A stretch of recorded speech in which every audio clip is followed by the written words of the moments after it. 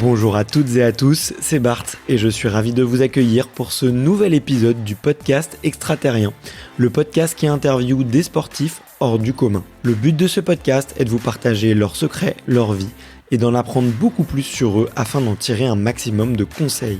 Donc si vous aimez le sport, l'aventure, le développement personnel ou que vous aimez simplement vous inspirer de personnalités remarquables, alors ce podcast est fait pour vous. Juste avant de commencer, j'ai quelques messages à vous faire passer. Si c'est la première fois que vous écoutez le podcast, je vous remercie d'être arrivé jusqu'ici. D'ailleurs, je vous recommande l'épisode avec Mathieu Torder qui a traversé l'Antarctique à seulement 27 ans. D'autre part, si vous ne le savez pas, j'ai beaucoup d'ambition avec ce podcast et je souhaite aller chercher des sportifs de plus en plus incroyables. Et j'aimerais vraiment interviewer vos sportifs préférés. Sachez que l'un des meilleurs moyens de les convaincre de participer, c'est notamment de leur montrer que vous êtes nombreux à adorer le podcast sur les réseaux sociaux et sur les notes iTunes. Donc si ce n'est pas encore fait, allez mettre une note sur Apple Podcast ou iTunes, c'est vraiment ce qui m'aide le plus à inciter des sportifs connus à venir témoigner. Si vous écoutez plutôt sur Spotify, vous pouvez très facilement le partager en story sur Instagram, taguez-moi et je vous repartagerai. J'en profite donc pour vous rappeler le nom du compte Instagram, c'est extraterrien.podcast. Suivez-le et vous y retrouverez les coulisses du podcast. C'est aussi un excellent moyen de me faire vos retours et de me suggérer des invités. Enfin, j'ai aussi créé une newsletter que vous pouvez retrouver très facilement dans Google en tapant Extraterrien Newsletter. C'est le premier lien qui remonte. J'y partage des bons plans santé, matériel, préparation mentale, des livres, des documentaires qui m'ont beaucoup inspiré. Allez, je ne vous embête pas plus et je laisse place à mon invité du jour. C'est parti. Et ouais, on est live avec Rémi Camus. Salut Rémi, comment vas-tu ? Salut Barthélémy, eh bien ça va très bien et je suis vraiment content d'être ce soir avec toi au micro.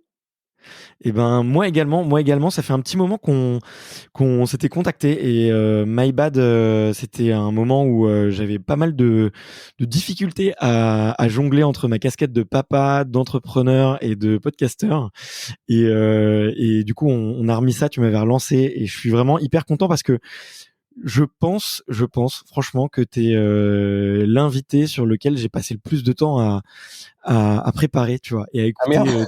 toutes tes... Non, mais c'était vraiment un plaisir parce que voilà, t'as créé pas mal de contenu, t'es déjà fait interviewer, et puis aussi parce que t'es assez actif sur les réseaux sociaux et que ce que tu fais, moi, ça me fascine. Euh, comment est-ce que tu te présentes d'ailleurs là aujourd'hui à l'heure actuelle, si on devait te présenter en quelques mots aux auditeurs? Ah, c'est pas facile hein, comme question parce que la plupart des gens disent aventurier explorateur. Alors oui, ça colle à ce que je fais actuellement, mais je suis ni plus ni moins comme tout le monde. C'est exactement ton podcast extraterrien, c'est qu'on est des gens comme tout le monde, mais avec juste des objectifs et je me suis mis des bons coups de pied aux fesses pour atteindre mes objectifs. Mais voilà, je dis aventurier explorateur, ça permet d'avoir une casquette sur la thématique en tout cas. Ouais, bien sûr. Et puis les gens sont, on a tous besoin hein, de mettre un peu les gens dans des cases pour faciliter la compréhension et créer des raccourcis. Hein, tu vois, C'est ça. c'est normal, c'est humain et faut pas en vouloir à ce niveau-là. Bon, écoute, on reparlera de toutes tes expéditions. On reparlera aujourd'hui aussi de ton activité parce que tu fais des stages de survie et ça m'intéresse vraiment de savoir et d'avoir peut-être pourquoi pas quelques petits tips. Tu vois, qu'est-ce qu'on pourrait apprendre Allez, et carrément. travailler un peu par nous-mêmes. Comme je te le disais, je suis aussi hyper intéressé de ta casquette d'entrepreneur parce qu'entre ta première expédition et maintenant, bah tu vois, c'est une entreprise qui se constitue avec des objectifs différents. Tu as parlé de se fixer des objectifs et ça, j'adore. Mais comme tu le sais, il y a une tradition, pardon, sur ce podcast, c'est de savoir, c'est de commencer un peu par l'enfance, c'est de savoir un peu qui tu étais quand tu étais plus jeune. Ouh là Et la là. question, c'est de savoir quel est ton premier souvenir de sport. Alors j'étais un enfant très turbulent. Alors mais vraiment très turbulent. Et je pense que la chose que je me souviens le plus en sport, c'était mes périodes de foot lorsque je jouais dans le club qui s'appelait le Subdré dans le village dans lequel j'ai grandi. Et le souvenir que j'en ai, ben, c'est un très bon ami à moi, Nicolas Migraine, avec qui on a grandi ensemble quand j'étais gamin, qui m'en a reparlé. Et, euh, et un jour, le coach était en plein milieu du stade et il arrêtait pas de gueuler, il faut aller ici, Rémi, bouge-toi le cul, tout ça. Je devais avoir, je sais pas, 7, 8 ans. Et j'ai mis les deux poings comme ça, j'ai traversé tout le truc, j'étais le voir, et il s'appelait Monsieur Collier. Et je l'ai regardé, et j'ai dit, Collier, t'es qu'un con. Et je me suis barré. Et là, il avait 55, 60 ans, tu vois. Et j'ai balancé ça comme ça. Et mon pote Nico, qui était à côté de moi, il était sur lui, qui fait, ah, mais non, t'as pas dit ça. Et l'entraîneur est parti voir mon père après pour lui dire, je crois que ton fils a un problème, il faut qu'il arrête le foot. Et je crois que c'est le truc qui m'a le plus marqué, tu vois, dans l'histoire du sport. J'étais pas quelqu'un qui aimait courir derrière le ballon. J'étais très très turbulent. J'aimais beaucoup les sports individuels. J'adorais Ouais. ça, tu vois, d'être seul, confronté à moi-même. Et le foot, c'était parce que c'était la proximité, quoi. T'as le club qui était à côté, à 3 kilomètres de la maison, tous les gamins jouent au foot. Bon, bah, tout le monde fout au foot. Ah, ok, super. Et je me rappellerai toujours de cette action, ouais, d'avoir engueulé le coach. Quand tu dis turbulent, c'est aussi un peu rebelle et aussi contre l'autorité, non? Il y a un Alors petit c'est côté. non, il y avait pas que ça, mais quand je dis turbulence, c'est que tu vois quand j'étais gamin, j'étais attaché avec un harnais quand on sortait quand mes parents sortaient faire les courses, j'avais un harnais sur moi. Ah, tu rigoles, mais franchement, ils rigolaient pas de la même façon, tu vois. Donc j'avais un harnais et ils m'attachaient au caddie des fois pour parce que sinon je me barrais et pour X raison, s'ils lâchaient la laisse, t'avais l'impression d'avoir un clébard, tu vois. Quand ils lâchaient la laisse, eh ben je me barrais dans les rayons et je rentrais dans les rayons des habits, je prenais des bouquins et je lisais des livres. Tant que j'avais pas fini mes livres, bah, ils pouvaient toujours appeler le petit Rémi, t'appeler à l'accueil. Et je n'avais strictement rien à faire, tu vois. Je restais à lire mes bouquins et voilà. Donc, ça a été, ouais, très difficile pour mes parents quand j'étais Ouais. gamin. Ouais. J'imagine que pour toi aussi, ça devait être dur de rester vissé les fesses sur un siège pendant 7 heures d'affilée à l'école.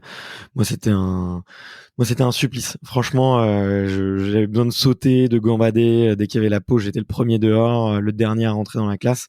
Et c'était dur en tout cas, quand je t'entends, j'imagine que ça devait être dur de canaliser ton énergie pour les cours, quoi. J'étais pas un très bon élève, j'ai jamais eu de très bonnes notes, tu vois, je suis toujours passé pour Rick et Rack, tu vois. Et effectivement, quand ça sonnait, on avait, tu sais, le sac sur la table, Ouais. avec la main sur le sac, une main sur la table, et dès que la sonnerie partait, et on courait, on passait la porte et on se barrait, parce que voilà. Et quand c'était l'heure de repartir en classe, notamment sur la pause du midi, on se débrouillait toujours, nous, pour aller à la cantine vers 13h45, 1h, pour avoir le rab, parce qu'on adorait manger, donc on prenait le dernier moment, et on sortait de la cantine vers, 13h30, et à chaque fois, quand on arrivait en cours, on était en retard, et les profs, mais vous étiez où? Bah, on était à la cantine. J'ai dit, non, mais la cantine, elle fait, ah bah ouais, mais le temps qu'on digère, tout ça.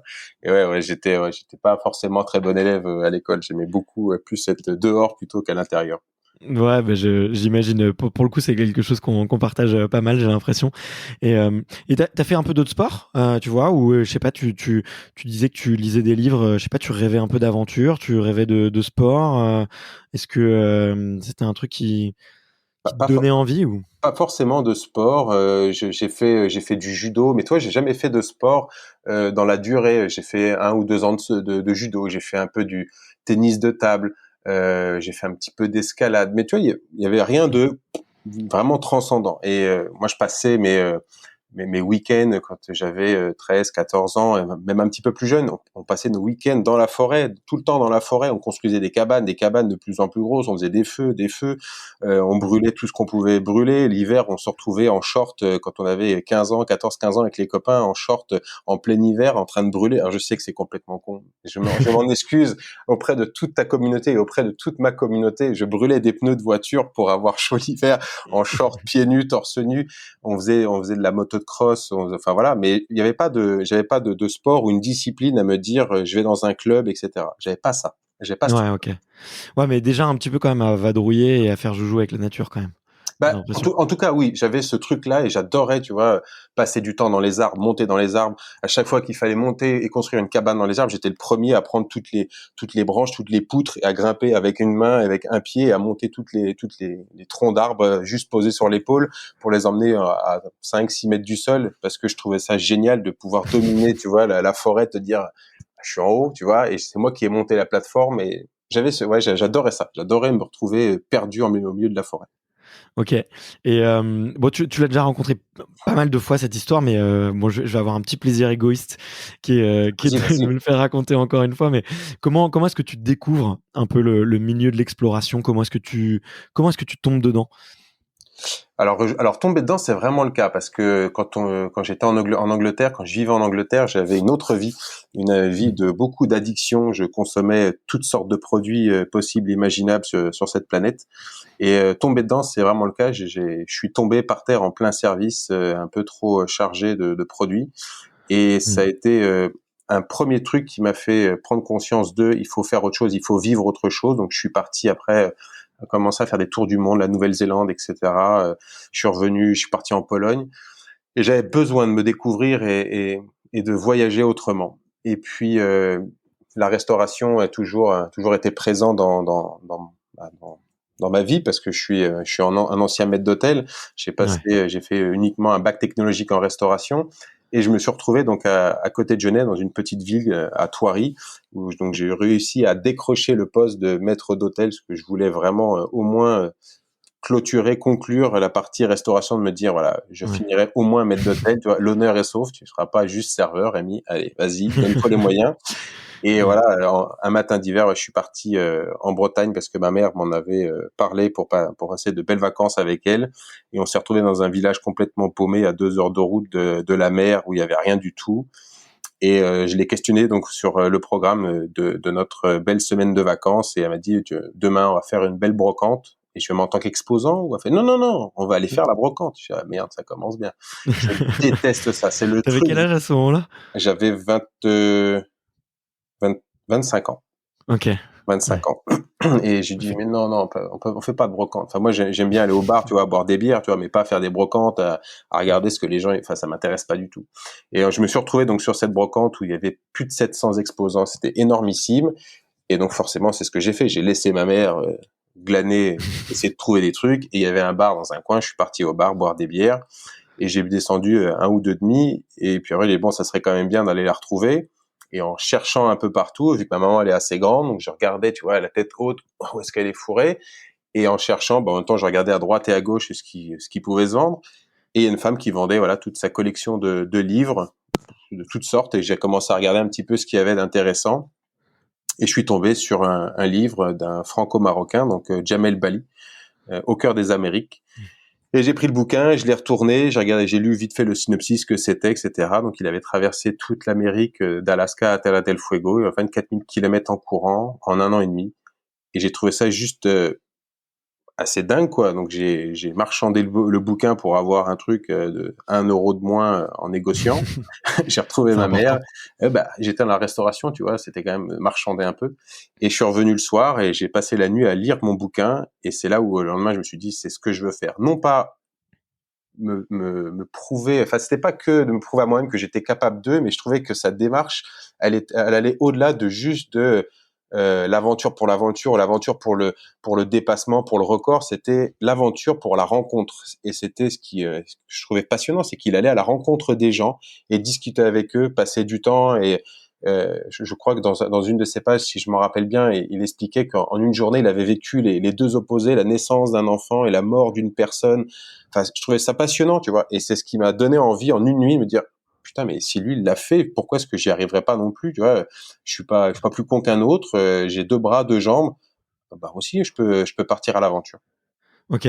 Mais bon, pour le coup, c'est un vrai. Enfin, dans ce livre, je l'ai pas lu, mais tu vois, ça a l'air d'être hyper intense. Je sais pas, il y a des passages où tu te reconnais un petit peu en cette personne, tu vois, et où tu te dis, tiens, j'ai des points communs, ou j'imagine ça doit être un peu autobiographique, donc il doit se raconter. Je l'ai Ouais, pas je l'ai pas relu depuis ouais, très longtemps, mais ce que je me rappelle, c'était vraiment cette notion de partage qu'il y ouais. avait très souvent dans ce livre, et c'est ce que moi j'adore faire maintenant. Tu vois, je le fais très régulièrement. Je donne beaucoup de conférences, que ce soit dans les écoles ou en entreprise, mais j'adore donner des conférences dans les écoles pour parler aux enfants, aux petits bouts de chou, leur expliquer ce que je fais, pourquoi est-ce que je le fais, l'importance de préserver notre environnement, et je leur explique pour pouvoir vous battre contre quelque chose, il faut l'avoir vu, il faut l'avoir vécu.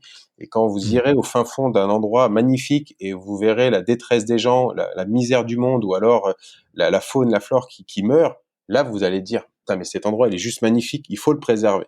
Et donc Ouais. j'adore le faire, j'adore le partager, et je trouve c'est ce qu'il y avait en tout cas dans son livre, c'était le partage qu'il avait avec la population. Ouais, et tu voyageais déjà beaucoup à l'époque?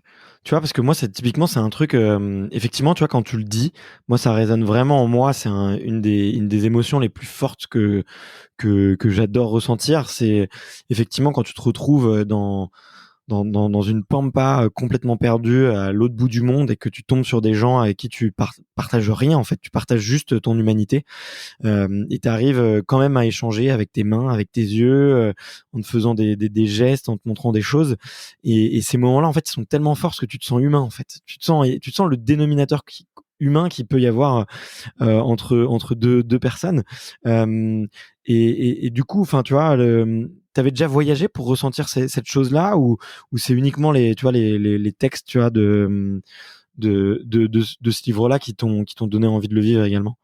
Non, j'ai commencé à voyager, moi, j'avais 16 ans et demi, 17 ans, Ouais. avec la restauration. Et après, j'ai commencé à bouger. Bon, je suis parti en Nouvelle-Zélande, j'avais 21 ans. Donc, j'ai commencé vraiment à voir les grandes étendues, etc. Et c'est ce qui m'a vraiment donné envie d'aller à la rencontre des gens, de parler avec les gens et de voir différentes cultures, différentes modes de vie. Et je trouvais ça passionnant, tu vois, de se dire, en fait, on vit différemment, on est tous un peu différents, mais on vit tous sur la même planète, quoi. Et c'est ce qui est magnifique. Et j'ai poussé encore plus le vice quand j'ai fait mes aventures, notamment avec les communautés aborigènes ou en Asie du Sud-Est, où tu te retrouves avec des gens qui parlent pas un mot d'anglais, pas un mot de français. Et là, t'es là, oh là là, ça va être trop long la soirée. Et t'es là avec des morceaux de charbon de bois en train d'essayer de dessiner. Et putain, je suis pas non plus Picasso, tu vois, mais une maison, je sais quand même encore dessiner une maison. Et les mecs, ils te regardaient, ils disaient, comprends pas. Je fais, tu comprends pas? Putain, mais je l'ai fait en 3D, la maison. Comment ça, tu peux pas comprendre? Je vais pas te faire une porte. Enfin, ouais, à un moment donné, c'est une maison, ça se voit. Et je trouvais ça hallucinant et de se dire, waouh, c'est dingue. Et je trouvais ça passionnant, tu vois, parce que même si on avait cette barrière de la langue, eh bien, ils étaient quand même souriants, accueillants, et on rigolait. Et puis, et rigoler avec des gens que tu comprends même pas. Le mec, il te sort un truc, il te sort une blague, tu rigoles, et il rigole, et tu te dis, on est vraiment trop con parce on se comprend même pas, et on rigole. Et je trouvais ça génial, tu vois. Ouais, mais c'est clair, c'est clair. Mais tu vois, au-delà de ça, une des choses, enfin que moi tu vois, sur lesquelles je trouve que t'es vachement inspirant, c'est que t'aurais pu t'arrêter à ça, tu vois. T'aurais pu t'arrêter à te dire bon bah je vais prendre mes clics et mes claques et puis je vais aller dans la savane et puis je vais rencontrer des gens. Mais que là, non, tu décides, tu vois, alors je sais pas si tu as eu le déclic, je sais pas, en une nuit ou en quelques jours, comment ça se fait, mais tu décides tu vois, de traverser l'Australie du nord au sud, c'est bien ça? Du sud au Euh, nord, de du sud Melbourne au à nord, Darwin. pardon, ouais. Et de le faire en courant et en quasi survie, tu vois. Donc au-delà du plaisir de rencontrer des gens, parce que ça reste un énorme plaisir, une émotion humaine, tu te rajoutes quand même une contrainte ou une difficulté qui est absolument hors norme.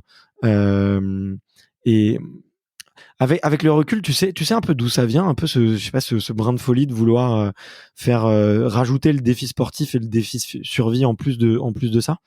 Je sais pas d'où ça vient, mais j'ai toujours aimé. En fait, je me sens vivant quand je suis vraiment dans une problématique. Si tu veux, plus je suis dans la Mm. merde, plus je me sens vivant. Et tu vois, t'as le côté tu sais, on parle du flow, Flow, de se sentir, de Ouais, vivre le moment présent. Et en fait, je je vis ces aventures pour tout plein de tas de raisons, hein, que ça soit écologique, pour faire passer des messages, pour aller rencontrer des communautés perdues, indigènes, etc. Mais je le fais également parce que bah faut le dire, c'est égoïste aussi, hein, de faire des aventures, parce que je le fais pour moi. Et t'as vraiment cette sensation de flow et de dire, là je suis dans la merde, là je suis presque en train de crever, je suis vraiment mal, mais je suis bien. Et je suis vivant là maintenant. Et c'est super chelou, toi, comme sensation. Mais je voulais vivre, toi, ces moments, que ça soit intense, que ça soit pas juste, j'ai Mm. traversé l'Australie. Bon, tu prends une moto, tu prends un vélo, genre, je traverse l'Australie. Mais là, non, je voulais vraiment traverser l'Australie. Et je voulais aller rencontrer les aborigènes, pour moi, parce que c'était les peuples autochtones, les vrais habitants de l'Australie. Je voulais vraiment les rencontrer de la même façon où leurs ancêtres se déplaçaient, c'est-à-dire à pied. Et quand je suis arrivé dans la communauté, quand ils m'ont vu arriver, ils m'ont dit, mais tu viens d'où comme ça, toi? Je fais de Melbourne. Ils m'ont dit, non, tu es de Melbourne. Mais tu sais qu'il y a des voitures, ça existe, hein. Et je trouvais ça génial, le parallèle, de dire, bah oui, mais je voulais vraiment vous rencontrer de la façon la plus simple. Et pour moi, c'était de venir en courant, venir à votre rencontre. Ouais, ouais. Mais non, c'est fou cet appel, tu vois, justement de la survie, parce que là maintenant, ça semble, ça coule de source et ça résonne vachement fort, tu vois, quand tu le dis plus t'es dans la merde, plus tu te sens vivant. Mais tu sais, quand tu l'as jamais vécu, des fois, il y a quelque chose qui t'appelle, tu t'en doutes, tu vois, mais comme tu l'as jamais vécu, tu sais pas vraiment si c'est réel, tu vois. Mais tu sais Tu pas vois ce que je jusqu'où veux faut dire ou aller pas? aussi. Ouais, ouais, exactement. Tu sais pas jusqu'où ça va, la limite de. Et c'est ça que je trouve. Toi, sur ma conférence que j'ai faite, mon TEDx à Orléans, quand je dis oser, c'est gagner, je dis, mais faites-le, osez, essayez, tentez. De toute manière, Mm.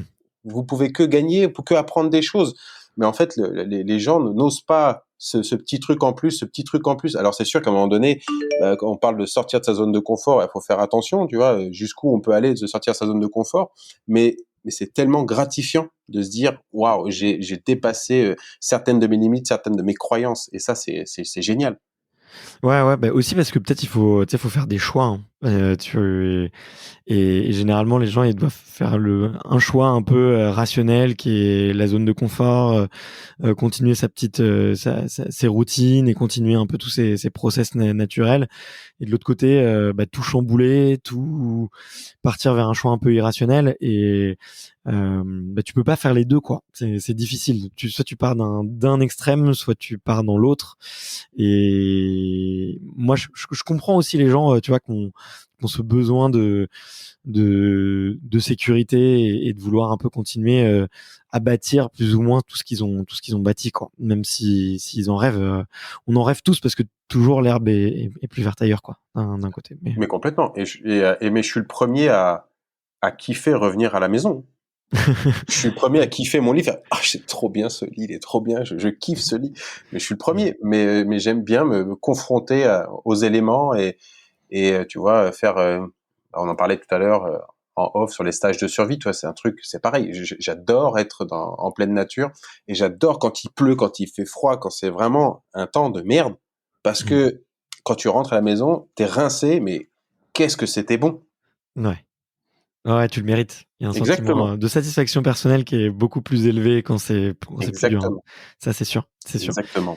Et moi, j'ai une petite question un peu ouais, sur la logistique parce que là, du coup, tu te fixes ce défi.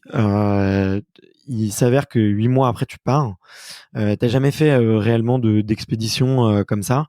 C'est vraiment une expédition extrême parce que on parle tu vois, on parle tu le fais en le plus possible en tout cas en autosuffisance et avec les moyens du bord, donc trouver son eau, trouver sa nourriture. Tu pars dans le désert le plus dangereux du monde, donc tous les mythes qu'on peut voir dans certains reportages effectivement sur les 20 serpents les plus dangereux dans le Ah, ils sont monde vrais, ils ou sont vrais, ils sont vrais. ils sont vrais. Toi, en plus, il s'avère que pour avoir un petit peu écouté tes récits, tu les as rencontrés, t'as rencontré tous ces dangers-là. Comment est-ce que tu le prépares en fait, tu vois comment est-ce qu'on peut préparer quelque chose d'aussi dur aussi rapidement, tu vois et moi, ce qui m'intéresse, c'est aussi de savoir peut-être un peu le méta de tout ça, c'est parce que tu as réussi à le reproduire. Non seulement tu l'as fait une fois, mais tu l'as reproduit plusieurs fois pour toi, et ensuite tu le reproduis pour les autres. Euh, mais du coup, quel est le processus pour organiser une expédition aussi difficile que celle-ci? Je pense que la première chose à faire, c'est exactement la même chose que lorsqu'on est entrepreneur et qu'on se lance dans une nouvelle entreprise, peu importe ce que c'est c'est comme ça que je le vois, hein, c'est de réaliser un dossier de présentation, tu vois, avoir une papier crayon et de dire quand, quoi, comment, pourquoi, qui, avec, en fait, de répondre à des questions basiques. Et le fait de rien que de faire ça et de commencer à poser des réponses toutes simples et d'avoir, Mm. si tu veux, un grand tableau avec toutes ces petites ficelles qui partent d'un point central. Je veux traverser l'Australie en courant. Et on commence à Mm. dire comment. Ok, il me faut ça, il me faut un visa, il faut de l'équipement, il faut ça, etc. Et en fait, on tisse une toile devant soi. Et en tissant cette toile, on travaille son mental parce qu'indirectement, on en rêve la journée, on en rêve la nuit. Moi, la nuit, j'avais mon petit calepin avec mon crayon à côté de moi et je dormais. Et des fois, en pleine nuit, je me réveillais en sursaut. Ah, je suis hop, crayon, oui, mais il y avait ça aussi, hop, et je me rendormais. Et plein de trucs qui venaient comme ça. Et donc, forcément, il y a tout un aspect après qu'on connaît de plus en plus, notamment avec les réseaux sociaux, sur l'aspect communication, marketing, que je t'avoue que je ne connaissais rien du tout. En 2011, c'était juste mais catastrophique. Et voilà, c'était très drôle. Et j'aimerais trop revenir en arrière pour dire, putain, mais ne fais pas cette connerie. Tu vois bien que ça sert à rien. Mais je pense que la première chose à faire, voilà, c'est de poser sur un papier vraiment ce qu'on veut comme idée et de définir tout ça. Et quand on fait un joli dossier de présentation, bah, du coup, on y consacre du temps, on fait des recherches, on se pose des questions, on se pose des bonnes questions, les mauvaises questions, etc. Peu importe, mais on se pose plein de questions. Et on écrit tout ça sur son dossier. On fait une belle présentation et ça prend du temps de faire un joli dossier, de tracer son parcours, de réfléchir à tout ça. Ça prend beaucoup de temps. Et en fait, une personne qui réalise un dossier, qui vient de voir, même tu vois, j'ai pas mal de personnes qui me contactent pour être parrain ou etc. Et je leur dis, ah bah avant, envoie-moi ton dossier. Mon dossier? Mais quel dossier? T'as bien fait un dossier, non, de présentation? Je fais, non, non, j'ai pas fait de dossier. Mais voilà, je sais ce que je veux faire. Alors tu sais quoi? Tu vas d'abord faire ton dossier, et quand ton dossier sera fait, tu viendras me voir. Parce que t'imagines que je suis pas ton parrain, mais t'imagines que je suis ton mécène ou alors le sponsor que tu voudrais qui te lâche 30, 40, 50 000 euros. Bah, viens me présenter ton joli projet, viens me présenter ton dossier. Et en fait, c'est ça que je veux. Et en fait, si la personne le fait, eh bien déjà, tu ressens une vraie motivation à se dire, il va en tout cas tenter l'aventure. Ouais. Non, non, mais ça, pour le coup, je suis totalement d'accord avec toi. Le fait de mettre ces idées sur papier, ça permet de les construire, de les ordonner, de leur donner des priorités. Ça leur fait aussi prendre forme. Et dès que Exactement. tu montres ce dossier-là, bah, du coup, il devient réel aussi pour quelqu'un d'autre qui va lui-même te poser des questions auxquelles tu n'avais pas pensé et que tu vas continuer justement à progresser. Et C'est tu ça. rentres dans un espèce de travail de visualisation en fait où tu vois toutes les tâches qui vont s'enchaîner et toutes les actions que tu vas devoir monter. Ouais. Donc effectivement, c'est intéressant. Et du coup, là-dedans, il y a du sport quand même un peu Mais ou grave. il y a de l'expédition. Ouais. Comment est-ce que tu peux préparer du coup sur cette partie-là aussi ça part aussi du dossier, j'imagine. Alors, ça part du dossier parce que quand tu te dis, je vais traverser l'Australie en courant et que tu fais ton point de départ à ton point d'arrivée, puis t'es pas sur Google Maps, hein, t'es sur une vieille carte que t'as trouvée, puis t'es là, puis tu regardes l'échelle, tu fais, putain de vache, mais c'est long, en fait. Attends, en courant et tout, mais bon, faut que je m'entraîne, moi, je cours pas et tout. Et donc, c'est là où tu prends conscience aussi de ton projet, parce que plus t'en parles et plus les gens attendent des réponses. Et donc, forcément, bah, il faut montrer que tu avances de ton côté. Et c'est là où tu te dis, il va peut-être falloir s'entraîner quand même un petit peu. Et donc, je me suis mis des coups de pied aux fesses en n'ayant aucune base. Je me suis entraîné, j'avais pas de coach sportif, j'avais personne pour m'aider. J'ai tout fait tout seul, à l'arrache. Et je suis même plutôt content d'avoir réussi à faire mes 8 mois d'entraînement sans me blesser.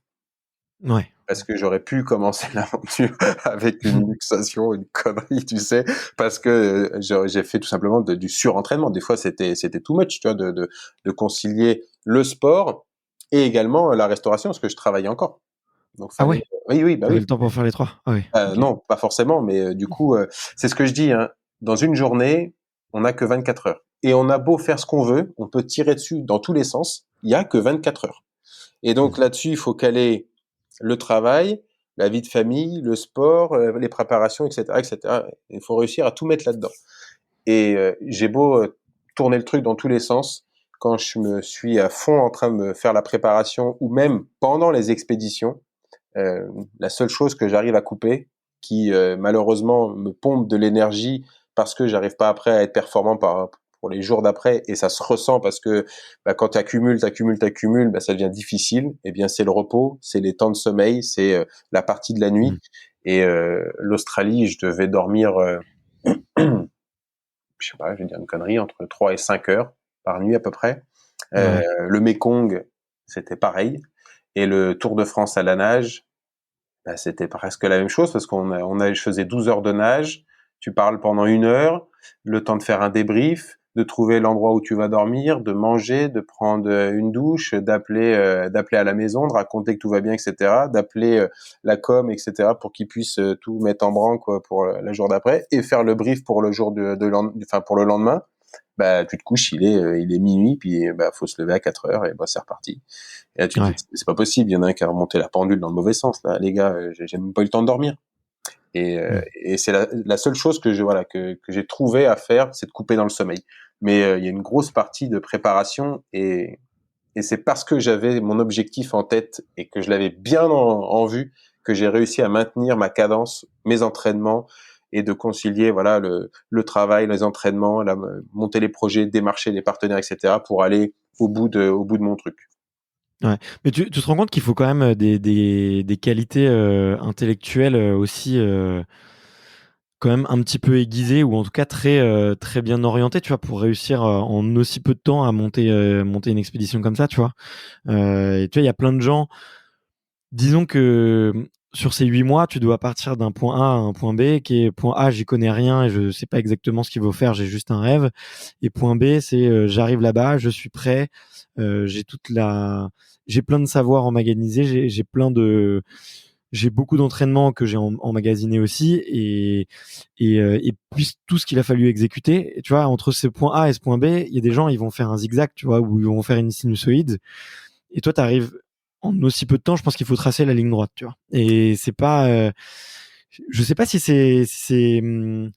enfin, en tout cas, moi, je vois beaucoup l'exploit dans la vitesse, pas forcément dans tu vois, la capacité à organiser un événement comme ça. Je pense que effectivement, on peut tous s'y mettre et y arriver, mais en aussi peu de temps, pour le coup, ça, je trouve ça mais brillantissime, quoi. Donc, Je pense que il y a une grosse partie, c'est le culot et l'audace. Enfin, moi, quand je me suis mis dans ce projet, moi, les portes, elles étaient fermées, hein, mais j'ouvrais. Hein. Peu importe comment, j'essayais. ouais. Et à chaque fois, je venais avec mes pauvres dossiers de présentation et j'en ai retrouvé un l'autre fois à la maison. Je fais, mon Dieu, c'est pas possible. Qu'est-ce que c'est moche. Et j'avais avec mes dossiers et j'essayais tout le temps, tout le temps, tout le temps et sans jamais lâcher le truc, tu vois. Et puis ensuite, c'est une chose que je dis souvent à mes stagiaires lors des stages de survie. Je leur parle d'être pragmatique et opportuniste. Et c'est exactement ça. J'ai toujours fait les choses en étant pragmatique, notamment pendant l'aventure. Tu vois un serpent, tu réfléchis comment l'attraper, etc. Et tu pars du principe. Moi, je suis toujours parti du principe où peu importe ce que c'est, hein, c'est mortel. Point. C'est un serpent. Voilà, on sait. Mais t'inquiète pas, hein, c'est une couleuvre. M'en fous. C'est mort. Je peux mourir. Donc, j'ai toujours été pragmatique sur comment faire, etc. Et j'avais toujours cette pensée à me dire, ok, mais si je fais ça, comment est-ce que je vais faire pour trouver une solution s'il m'arrive ça, etc. Et en fait, on va dire d'être seul au milieu de nulle part et sans personne à qui parler, eh bien, tous ces schémas, je les faisais à chaque fois quand j'arrivais dans un environnement que je maîtrisais pas vraiment. Je posais le décor et je fais, OK, si je fais ça, qu'est-ce qui va se passer? Si je fais ça, qu'est-ce qui va se passer? C'est ce qui s'est passé quand j'ai bu, tu vois, ma pisse pour pas crever en plein milieu du désert. Mm. Avant de la boire, j'ai creusé, j'ai regardé la crique, j'ai commencé à creuser dans la crique et je me suis dit, OK, arrête 2 secondes, réfléchis. Est-ce que l'énergie que tu vas dépenser pour creuser, est-ce que ça va être gratifiant? Est-ce que tu vas vraiment retrouver de l'eau? En fait, c'est un jeu à la con parce que la crique, elle est asséchée et tu sais pas du tout où Mm. se trouve l'eau. Si elle est à 30 centimètres et tu creuses à 30 centimètres et il n'y a pas d'eau. Et tu te dis, et là, tu peux te dire, est-ce que je creuse un petit peu plus et l'eau, elle est à 40 ou pas? Et en fait, c'est de l'énergie. Et en fait, je me posais toutes ces questions avant de me lancer dans quelque chose.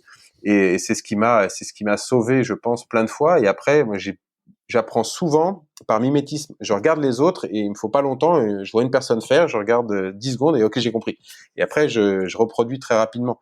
Et tu vois, je donne des stages de survie. J'ai très peu appris. Moi, j'ai en fait tout ce que j'ai emmagasiné, c'est les choses que j'ai appris tout seul au milieu de nulle part en faisant des erreurs qui m'ont pas été fatales, sinon on serait pas en train de se parler forcément, mais qui n'ont pas été trop problématiques. Et j'ai testé plein de choses et j'ai dit non, on va en faire comme ça et là ça marche comme ci, etc.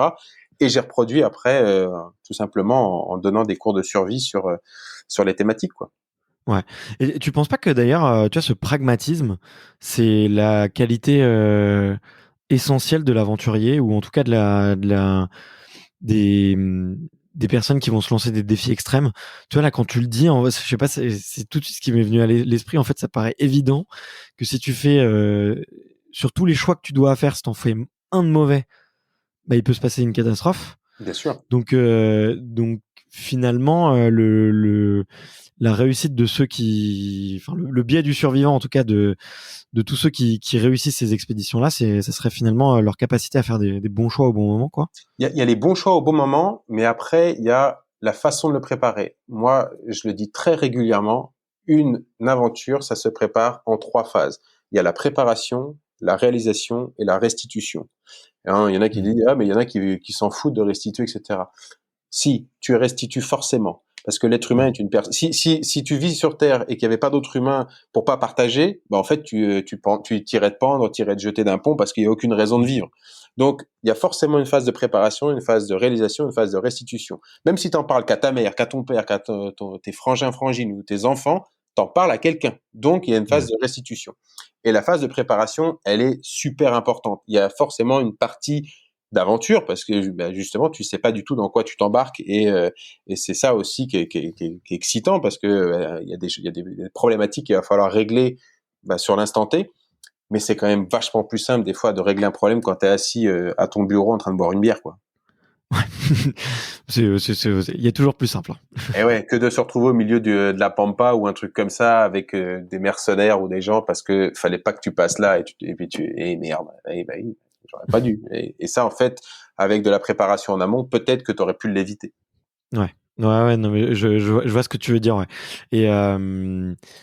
Et effectivement, sur chacune de ces 3 phases, il y a des qualités qui sont vraiment différentes, les unes par rapport aux autres en fonction de la phase dans laquelle tu te trouves, quoi. Ça, c'est clair, c'est évident. Exactement.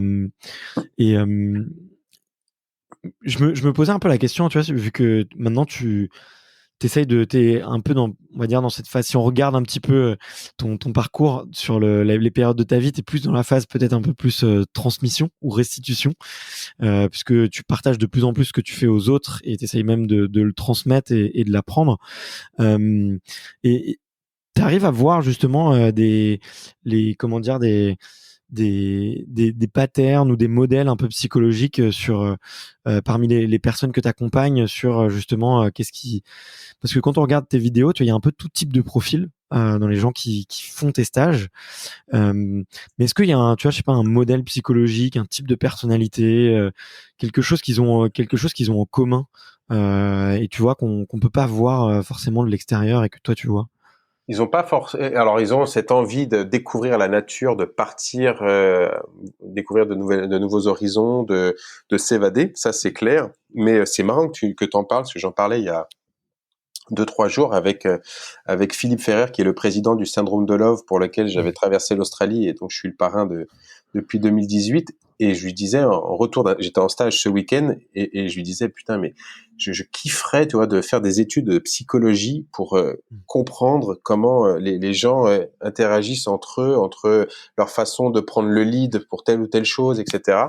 Toi, par exemple, l'expédition en Australie qu'on a faite, enfin, l'aventure en Australie, de stage de survie en novembre 2019, où j'ai embarqué les gens avec moi, mais j'aurais kiffé d'avoir un psychologue avec moi à ce moment-là qui dise rien, tu vois, juste papier crayon et non, vous inquiétez pas, moi je suis monsieur, et là, il note tous les trucs, et je trouvais ça passionnant parce que chaque personne a une façon de voir les choses, des envies aussi, et c'est ce que je leur ai expliqué, vous pouvez pas juste être égoïste parce que vous n'êtes pas tout seul, vous êtes un groupe, Ouais. et votre part d'égoïsme peut emmener le groupe à sa perte. Parce que vous voulez faire ceci, parce que vous voulez faire cela. Et non, c'est pas possible. Parce que si tu pars, toi, dans un coin pour aller chasser un truc, ou toi, tu décides de faire 50, 60 kilomètres parce que tu en as envie, etc., d'autres personnes n'auront peut-être pas cette capacité ou cette envie, et donc ça pourra peut-être les emmener à leur perte. Et il faut trouver, tu vois, le petit truc pour remettre les verres à tout le monde à peu près à niveau, de dire, bon, toi, faut que tu sois un peu plus comme ci, toi un peu plus comme ça, et puis on va trouver un équilibre entre tout le monde. Et c'était pour moi un truc de dingue à gérer l'aspect psychologique, mental des personnes, parce que je suis dans le même état qu'eux, hein. Je me tape les 40 bornes et il fait 50 degrés de température, et il faut aller devant, et il faut aller derrière, et il faut aller devant, et il faut aller derrière, et il faut aller parler, et ça va, oui, ça va, Il faut ça va. penser à tout. Et voilà, faut penser à tout. Et il y en a un qui s'en va pour pisser. Il fait, t'es sûr que tu vas pisser? Oui. Ok, on l'attend. Hop, ça. Et mentalement, ouais, c'est, tu vois, à la fin, Valentin, qui est donc mon vidéaste avec qui je travaille, et on se check et il me dit, ça s'est fait, Rémi, bravo, franchement. Et tous les stagiaires m'ont dit, c'est dommage, c'est déjà fini. Je fais, non, non, c'est enfin fini. J'avais une pression, tu sais. Pouf, je fais, je suis trop content. vous êtes tous rentrés vivants. Et toi, ça c'est un truc aussi qui est très pesant, tu vois, sur soi, de se dire, t'as quand même la responsabilité de tout le monde, et dans la logique, ils sont venus à 6, faut les ramener les 6, quoi. Ouais, c'est clair. Non, mais j'en profite, tu vois, pour faire vraiment, pour faire un peu la promotion de justement de cette petite série que tu avais fait, notamment de la vidéo, parce elle est top, quoi. C'est une vidéo quoi qui dure une 45 minutes, quelque chose Ouais, comme ça, où on voit effectivement toute cette expédition là, et on se doute pas en fait. Moi, j'ai pensé tout de suite à ça. C'est marrant que t'en parles parce que j'ai pensé tout de suite à ça. Je me suis dit, ah ouais, là, il se met vraiment en danger parce que c'est facile de faire une expédition tout seul. C'est si t'arrive un truc, c'est pour ta pomme. et tu l'as choisi. Et exactement. Et tu l'as choisi et bon, tu l'as imposé à tes proches. Ça, C'est ce c'est quand que, même quelque chose de dur. c'est ce que j'enseigne très souvent au stage de survie aux personnes. Je leur dis, comprenez que on est en 2021, que la communication, elle a jamais été aussi simple. Mm. Vous devez communiquer avec les gens qui restent à la maison. Vous faites le choix Mm. de partir. Putain, il y en a qui font le choix de vous laisser partir. Et le plus dur, c'est pas pour vous, c'est pour eux. Donc respectez-les, donnez-leur des informations et détaillez les choses au maximum. De dire, et je le regrette, ma maman, elle m'appelait tous les 3 jours en plein milieu du désert. Et à chaque fois, je disais, alors, t'es où? Je suis dans le désert. Elle fait, et il y a quoi? Je dis, du sable, un kangourou mort, des arbustes, et il fait chaud. Ok, ça va, ça va. Et on raccrochait. 3 jours après, elle me rappelait. T'es où? Je suis dans le désert. Et il y a quoi? Du sable, un kangourou mort, des arbustes, et il fait chaud. Il fait, bah t'as pas bougé? Je dis, tu sais, l'Australie, c'est grand. Et j'en disais pas plus que ça, tu vois, et je raccrochais. Ouais. Et, et maintenant que j'ai mûri, et puis ça fait voilà plusieurs années que je fais ça, eh bien je me rends compte de l'importance que c'était de communiquer avec du détail, de lui donner du détail, parce que moi, je vivais l'aventure et je le vivais vraiment, donc je savais ce qui se passait. Mais Ouais. elle, à l'autre bout, en France, dans sa toute petite maison de campagne, la seule chose qu'elle avait, il est dans un désert, il fait chaud, il y a un kangourou mort, qui va crever. Et c'est Ouais. là où je leur dis, s'il vous plaît, communiquer, c'est vraiment important.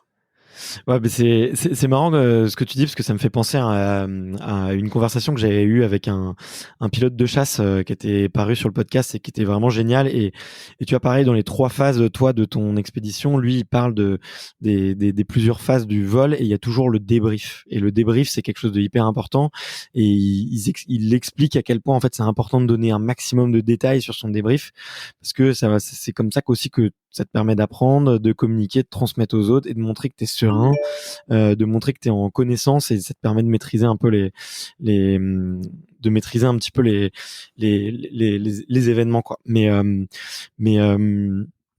ouais et peut-être ouais, sur la partie un peu management et gestion d'une équipe, je sais pas si euh, ouais comme tu l'as dit, tu vois, si une personne peut causer un peu la perte du groupe. Comment est-ce que tu fais pour te prévenir de ça? Alors, je sais que tu as sélectionné ces personnes-là.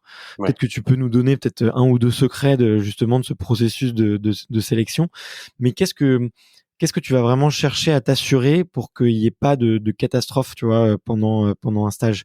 Parce que alors, désolé, je retiens la question, mais je te donne un petit exemple. Mais moi, je suis beaucoup intéressé par l'aérospatiale et typiquement, la première chose qu'on vérifie sur deux pilotes ou deux astronautes qui vont partir ensemble, c'est leur compatibilité. Bien Et sûr. c'est très très très simple. Ils vont là, comment est-ce que c'est fait? Ils les foutent pendant plusieurs dizaines de jours ensemble, et puis ils regardent s'ils arrivent toujours à s'encadrer à la fin du mois, quoi. Mais bon, il y a aussi plein d'autres tests, mais sur lesquels la NASA et les différents organismes restent assez opaques, tu vois. Mais toi, est-ce qu'il y a des choses ouais, que tu allé chercher en particulier? Est-ce qu'il y a eu des tests en particulier que tu as mis en place Ce que, justement ce pour que tu, prévenir? ce que tu dis, c'est un petit peu la méthode disque, la méthode des couleurs, quoi. C'est un peu la même chose de ce qu'on peut voir, s'il est rouge, s'il est bleu, s'il est vert, s'il est jaune. Et c'est ce que j'essaye, en tout cas, moi, de chercher dans la phase test. Par exemple, pour Mm. l'Australie, certes, l'aspect financier, ben, il en fait partie, hein, forcément. C'est un stage qui est payant. Faut emmener les gens en Australie, il y a toute l'organisation, etc. Payer la partie sécurité, voilà, et ainsi de suite.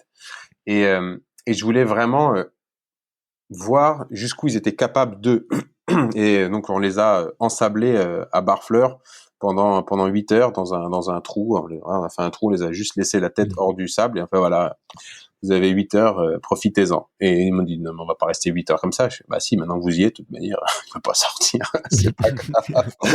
Et ce que je voulais, c'était voir les émotions, comment les gens allaient gérer cette emprise, d'être complètement écrasé, de se sentir oppressé et puis agressé par le soleil, par les éléments extérieurs. Et on peut rien faire. On peut que se laisser porter, parce que de toute manière, le vent vient te gifler, le sable, le soleil te brûle, et tu peux rien faire. Tu peux que attendre. Et ça te permet également de voir comment les gens gèrent la patience, comment est-ce que ce sont des gens qui ont des pics d'humeur, etc. Et je savais, en partant en Australie, que bah, il y avait des caractères un peu plus chauds, tu vois.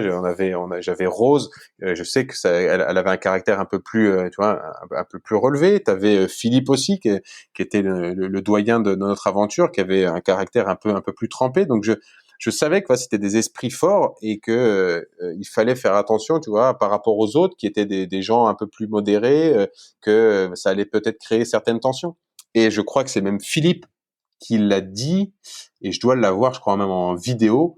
Elle a dit, on restait une semaine de plus, je crois qu'on se tapait avec des morceaux de bois. Parce que C'est fou, hein.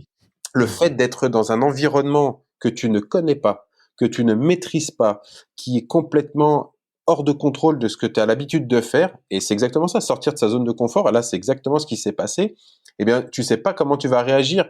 En fait, c'est des actes très primitifs, tu reviens aux choses vraiment basiques, à manger, à boire. Je crois qu'il y en a certains qui s'étaient énervés parce qu'il a mangé plus ceci, etc. Enfin, tu vois, c'est des choses. Je l'ai vécu auparavant, tu vois, mais j'étais tout seul.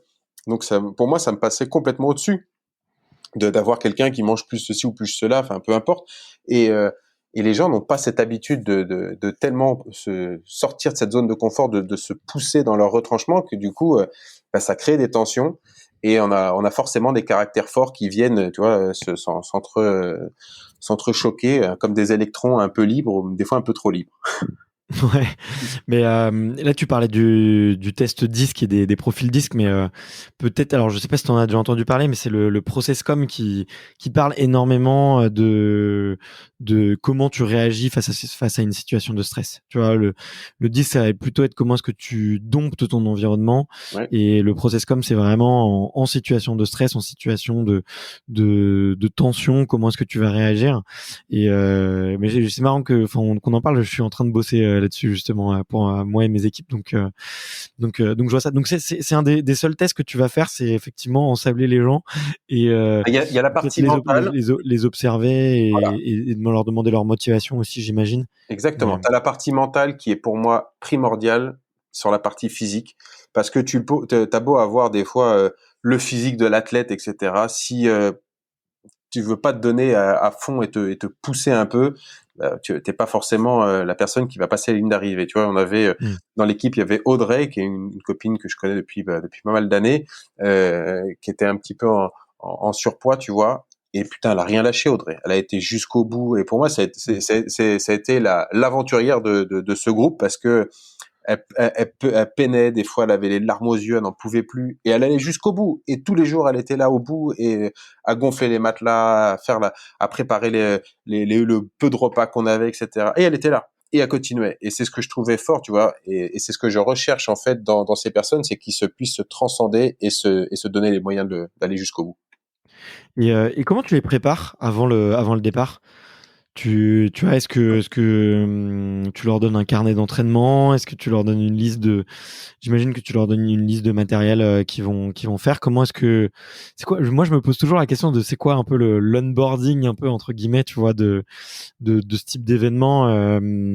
Je serais curieux de savoir ce que tu peux mettre en place, parce qu'effectivement, quand on regarde les profils qui sont, comme tu l'as dit, il y a des profils on se dit, ils n'ont pas le profil type de l'athlète, tu vois. Donc tu peux te dire, ok, oula, est-ce qu'ils font du sport? Est-ce qu'ils seront capables de s'entraîner? Comment est-ce que tu peux les préparer un petit peu avant de partir?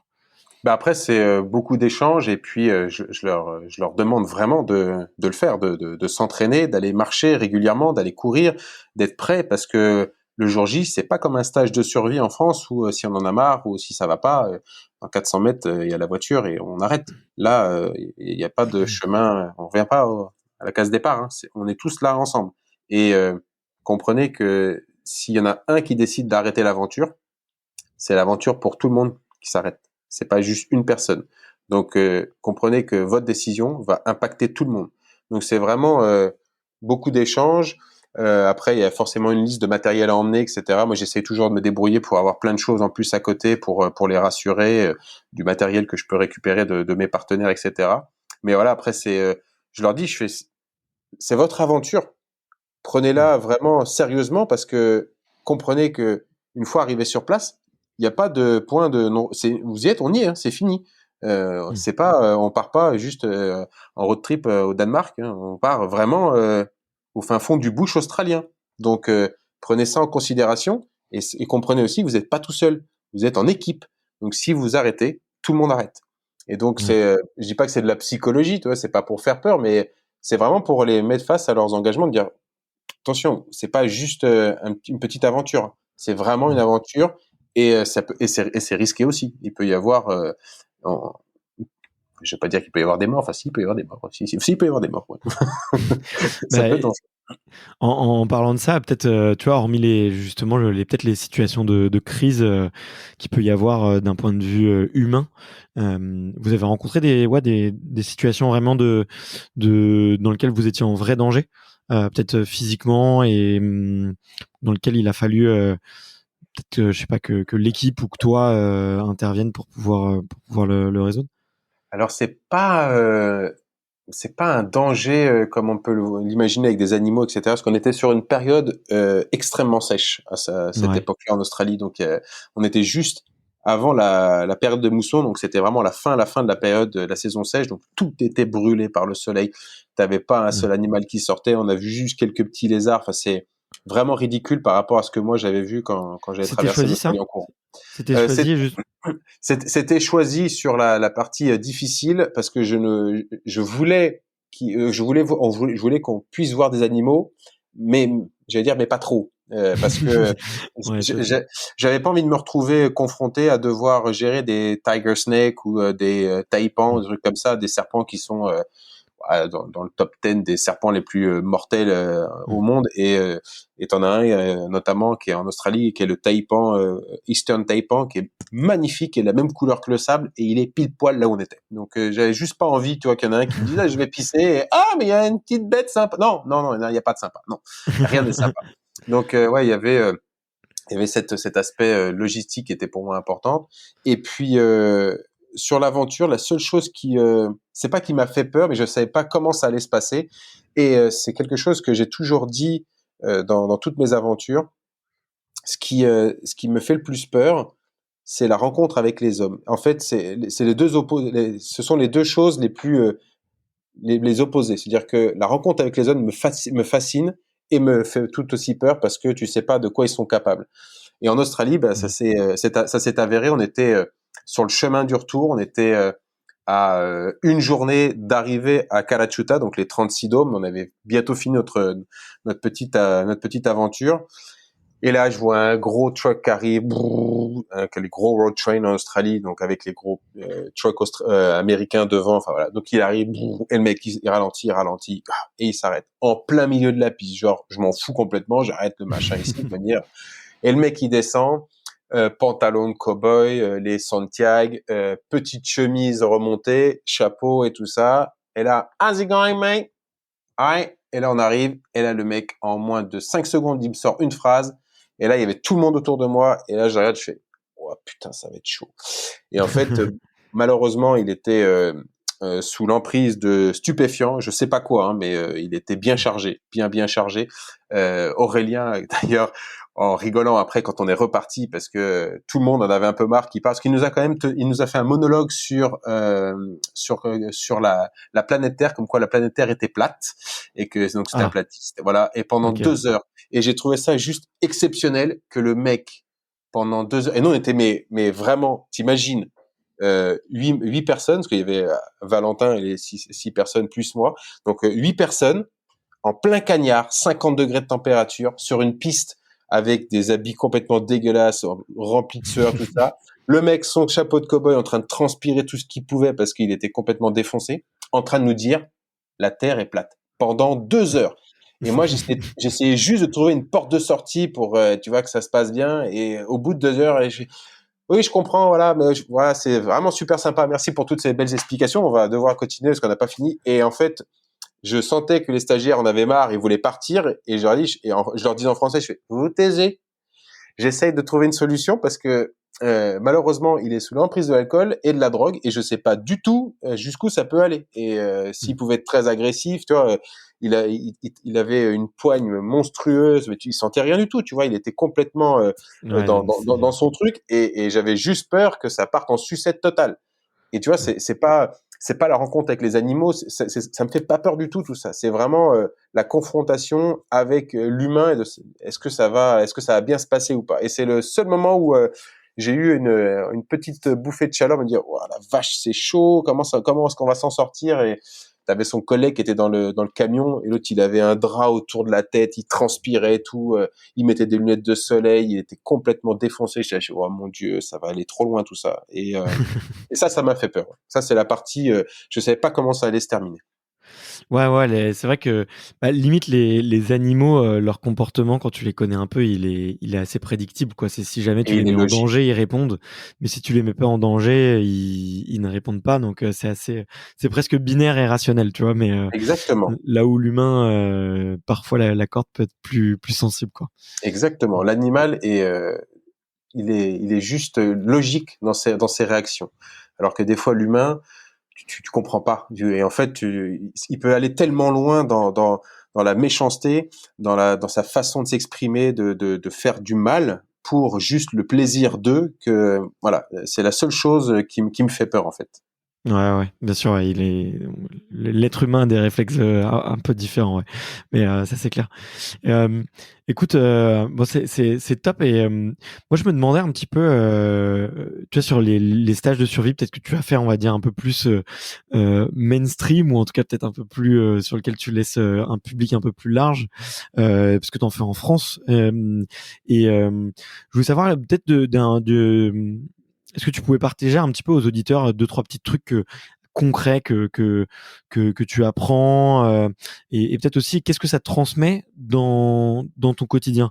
Tu vois, j'imagine que tu vois les personnes que tu amènes en Australie, ils reviennent, ils prennent tu vois tous les chocolats chauds qu'ils vont prendre maintenant jusqu'à la fin de leur vie, ils auront plus le même goût, tu vois. Et il y aura un goût de plaisir, un souvenir, tu vois, qui va être ancré, et tu auras vraiment démêler des choses très fortes en eux. Mais peut-être sur quelque chose, peut-être, enfin sur un stage un peu plus simple, tu vois, concrètement, qu'est-ce que tu apprends et qu'est-ce que les gens, avec quoi les gens ils repartent chez eux, comme apprentissage, mais aussi comme inspiration personnelle, tu vois.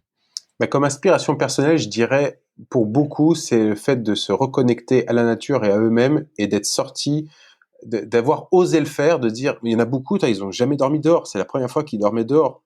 Euh, Ouais. Chose qui, c'est pas choquant, mais moi, dormir dehors, enfin, je dors dehors, enfin, c'est pas un problème. Et pour beaucoup, ils avaient jamais dormi dehors. Donc, pour moi, c'est une satisfaction de se dire, ils ont réussi, ils l'ont fait. Et puis après, moi, mes stages de survie que je donne, c'est des stages de survie où les gens, je les pousse un peu dans leur retranchement, notamment physiquement, tu vois, où ça monte, ça descend, ça monte, ça descend, et puis quand ils pensent que c'est fini, bah ça monte encore et ça descend encore et ça monte encore et ça descend encore. Et quand ils ont fini, toi, ils disent, Ouais. oh, c'était quand même, je fais, ouais, mais vous l'avez fait. Et vous l'avez fait parce que l'effet groupe a fait que on vous a mis un coup de pied au cul et vous avez réussi ensemble. Et en fait, on parle souvent à la fin, quand je pose la question, qu'est-ce que vous gardez en mémoire de cette aventure? Eh bien, beaucoup, c'est la cohésion, le partage, l'effet groupe. Et c'est ce que les gens adorent dans les stages de survie, toi, c'est de se dire, bah, ensemble, on va plus loin, tout simplement. Et Ouais. après, comme notion, vraiment, je leur parle comme ce que j'ai dit tout à l'heure, d'être pragmatique et opportuniste. Quand les gens me disent, ah, tu sais faire un feu avec 2 morceaux de bois et tout ça, tu sais, comme les gens avec les archers, tout ça, je fais, ouais, je sais faire un feu comme ça. Ouais. Mais sinon, j'ai un briquet, hein, par contre. Hein. Après, voilà, si tu veux un Ouais. feu ou tu fais, ah ouais, d'accord. Mais je crois, et en fait, ils te disent, ah, mais le mythe tombe là tout de suite. Hein. Je fais, non, c'est pas que le mythe tombe, mais ce que je veux à chaque fois, et notamment lorsqu'on est survie, c'est parce que malheureusement on a fait des choses qu'il fallait pas et la situation s'est dégradée tout doucement. Donc si tu es en survie, eh bien la chose que tu veux la plus rapidement possible, c'est un résultat. C'est pas comment j'y suis arrivé à ce résultat. Donc on s'en fout de savoir comment tu allumes un feu. On veut allumer un feu, donc on y va. Donc après, je démontre plein de techniques pour pouvoir le faire parce que c'est super enrichissant et important et tu as besoin de connaître plein de choses pour le jour J, mettre en place la meilleure technique pour le faire. Mais voilà, je parle souvent d'être pragmatique et opportuniste. Je leur dis, s'il y a un briquet et un lance-flamme, moi j'ai ma solution pour allumer un feu. On va pas y passer par 4 chemins. Je vais te l'allumer, moi, le feu, tu vas voir, ou lance-flamme. Mais au moins, voilà, il faut aller vite. Et après, je leur parle souvent d'une règle de priorité, donc ce qu'on appelle la règle de 3, qui est une règle qui est basée sur le temps par rapport à ce que l'être humain est capable de supporter. Donc on parle de 3 secondes d'inattention, 3 minutes sans respirer, 3 heures de régulation thermique, 3 jours sans boire et ainsi de suite. Et du coup, quand je leur parle de ça, je leur dis voilà, cette base de règle de priorité, ça doit être votre petit almanach, votre petit pense-bête à chaque fois lorsque vous allez mettre en place une action, de vous dire est-ce que l'action que je mets en place, est-ce qu'elle est pertinente là, maintenant, à l'instant T.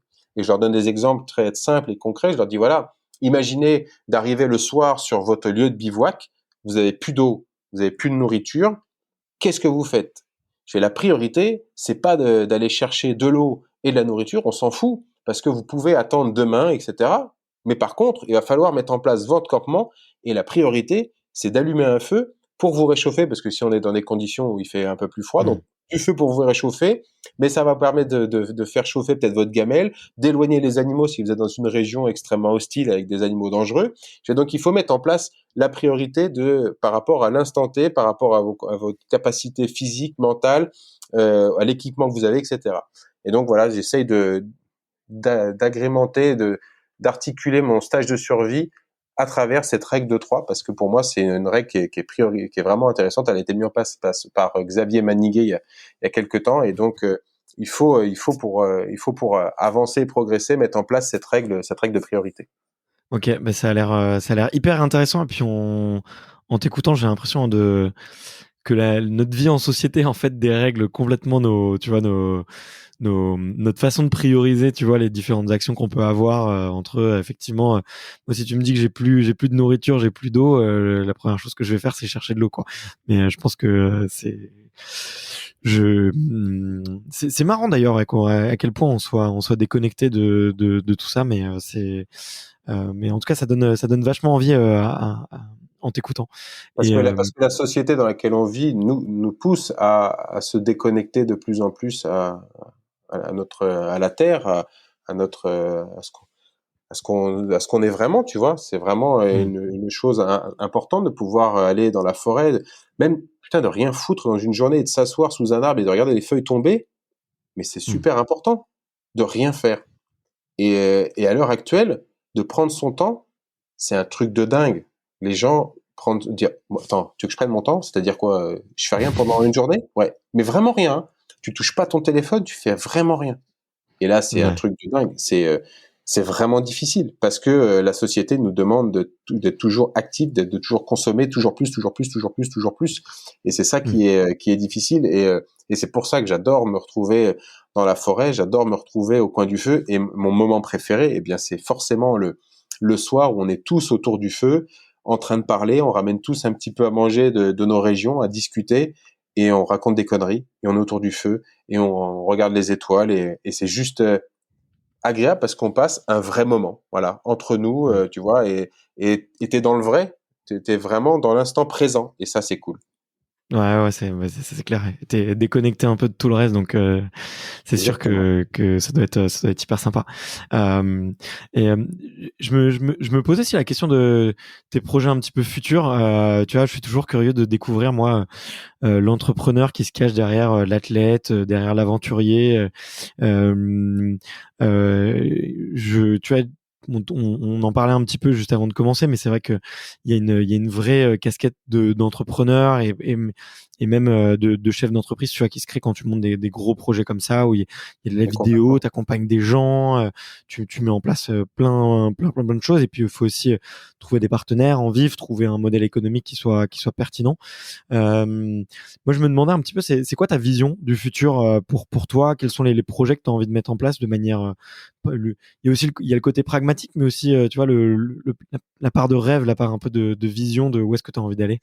Il y a plein de choses qui me passionnent. Je sais que j'aimerais beaucoup poursuivre dans de l'aventure où on a un impact sur l'humain, mais sur la partie mentale, sur comprendre encore plus les mécanismes euh, de l'aspect mental de l'être humain, parce que je trouve que c'est passionnant jusqu'où on peut pousser les choses, tu vois, et pourquoi on le fait, et qu'est-ce que ça vient. Donc c'est plus sur une partie un peu exploration scientifique. Je trouve ça un peu mystique et passionnant. Donc j'aime beaucoup ça, tout en gardant ma casquette de éco-responsable, éco-aventurier, peu importe comment on l'appelle, pour faire passer mes messages, parce que la planète, elle est belle, elle est magnifique, elle est très fragile, et il faut la préserver. Et pour ça, il faut encore et encore, même si on me dit, ah, mais ça sert à rien de parler du plastique dans les océans, on le sait. Je suis, non, on le sait, mais on n'en parle pas assez. Encore, Hmm. encore et encore. Et quand vous en aurez marre, eh bien, j'en parlerai encore. Et encore et encore et encore. Parce que justement, ça ne va pas. Parce qu'il y en a toujours. Donc, il faut encore en parler. Il faut continuer à pousser le combat. Et puis après, sur un truc plus pragmatique, eh bien, on va sortir une série là maintenant sur YouTube sur la survie, avec un côté très décalé avec Valentin. Euh, je suis en train de terminer le livre qui va sortir donc chez Robert Laffont normalement au début d'année de l'année prochaine, un mix entre du développement personnel et de l'aventure. Je voulais Ok. pas que ce soit juste un livre à raconter mes aventures, parce qu'on s'en fout en soi. Il suffit d'aller sur Internet et on sait ce que Rémi Camus il a fait. Donc voilà, il n'y a pas besoin de recommencer encore une fois. Mais Hmm. je voulais vraiment que ça soit un livre que tu puisses avoir sur la table de chevet, et qui puisse te donner l'envie de te dépasser, l'envie d'être audacieux, de pousser. Donc c'est un mix entre des valeurs qui me sont chères et plein d'anecdotes que j'ai pu que j'ai pu avoir pendant mes aventures, qui viennent nourrir toutes ces petites toutes ces valeurs. Donc on est très content d'avancer là-dessus. Et puis là je pars, tu vois, dans 15 jours, on va s'amuser sur un projet vraiment très alors c'est même pas une aventure, enfin c'est juste pour moi très drôle, mais on va descendre la Loire en radeau euh, pour Ok. euh, pour collecter et spotter des déchets. Donc on travaille avec une ONG qui s'appelle Trash Potter, qui a mis en place une application qui permet de géolocaliser les déchets et de mettre toutes ces datas au service des collectivités, pour qu'ils puissent mettre en place les collectes de déchets dans les zones vraiment Ok. affectées. Donc on va faire ça sur toute la Loire, essayer de sensibiliser, de faire de la collecte et de la géolocalisation sur un côté vraiment très décalé, très humoristique, tu vois, un truc Pirates des Caraïbes avec le ballon Wilson. Donc enfin c'est vraiment voilà un peu un truc un peu à la con, mais on est vraiment on veut vraiment essayer de pousser les choses là-dessus. Et après, sur un côté plus perso puis pro, perso, eh bien, je suis en train de monter mon aventure de la traversée Calvi-Monaco à la nage en totale autonomie en août 2022. Donc, je m'entraîne tous les jours, tous Ok. les jours, tous les jours, Ok. pour T'étais pas essayer de... vacciné avec le Tour de France à la nage, quoi. Non, c'était pas suffisant, mais je voulais voilà, je voulais vraiment, tu vois, c'est vraiment une aventure pour pousser sur la partie mentale, de comprendre comment l'être humain, en étant isolé, seul, et en faisant un effort physique constant, sans avoir aucune assistance avec toi qui vienne te donner à manger, à boire, en étant vraiment tout seul, en plein milieu de la flotte, et te dire, oh la vache, comment je vais faire ce soir, et je suis tout seul, il y a de la houle, des vagues, etc. Et t'es vraiment face aux éléments, et t'es tout seul, et t'es face à toi-même. Donc je trouve Hmm. que ça va être très intense, parce que c'est plutôt court, ça fait que 170 kilomètres, mais ça va être très intense. Ça va faire au moins entre 10 et 15 jours de nage, parce que je suis tout seul, il y a personne pour me faire du ravitaillement, donc ça va être plutôt intéressant sur la partie mentale. Et puis ensuite, ben là, je suis en train de développer plein d'autres expéditions type stage de survie, comme l'Australie, je pense qu'on va leur mettre en place pour Ok. 2022, Et puis, je suis en train de voir pour mettre en place des trucs sur le Mékong. Pareil, à la rencontre des autochtones, des villageois, des riverains, et puis pas mal de pêche, vraiment en semi-autonomie. Et puis après, j'aimerais beaucoup faire quelque chose en Inde et en Mongolie. Donc, on est en train de mettre plein de choses en place, et le confinement n'a pas été quelque chose de mauvais en soi. Bah ouais, effectivement, pour les gens, tu sais, qui regardent à long terme et qui ont des projets, le confinement, c'était presque une aubaine en fait, parce que ça te permet de te reconcentrer sur les choses que Complètement. tu veux vraiment. Ça les décale un peu dans le temps, mais du coup, ça permet de les réorganiser et aussi de les réajuster. De retrouver aussi des modèles économiques, mais des modèles d'organisation aussi un peu différents. Donc, je veux bien croire que t'as été proactif pendant cette période-là. Mais du coup, je suis curieux de voir un petit peu comment est-ce que tu organises ton temps, parce que tiens, on en parlait au tout début. Il y a une journée, c'est incompressible, hein, enfin Ouais. inétirable et incompressible à la fois. Du coup, comment est-ce que tu fais toi pour t'organiser et faire rentrer un petit peu tout ça, ou est-ce que j'imagine que tu as une équipe, ou comment est-ce que tu procèdes pour pouvoir faire tout ça en même temps? Alors, il y a une équipe effectivement sur la com, sur la partie dédiée site internet, etc. Valentin sur tout ce qui est vidéo de l'autre côté, une responsable des RP. Voilà. Après, moi, je gère la partie organisation, et je dispatche les choses en fonction Mmh. de ce que je veux mettre en place. J'ai un préparateur mental, un préparateur physique, donc ça me permet déjà tu vois, de Ouais, pouvoir ouais. structurer plus facilement. Et après, les journées sont bizarrement un peu comme monsieur et madame tout le monde, ouais, entre guillemets. Donc, le matin, J'ai du mal à le croire, hein. on se réveille, il y a une grosse partie avec du stretching, étirement, que je prends en considération le matin, avec un pistolet de massage, un peu de yoga, de méditation. Après, OK. la phase petit déjeuner. Après, vite, on part à l'entraînement. Donc, généralement, c'est soit entraînement à la salle de sport, et puis ensuite entraînement en rivière, en nage.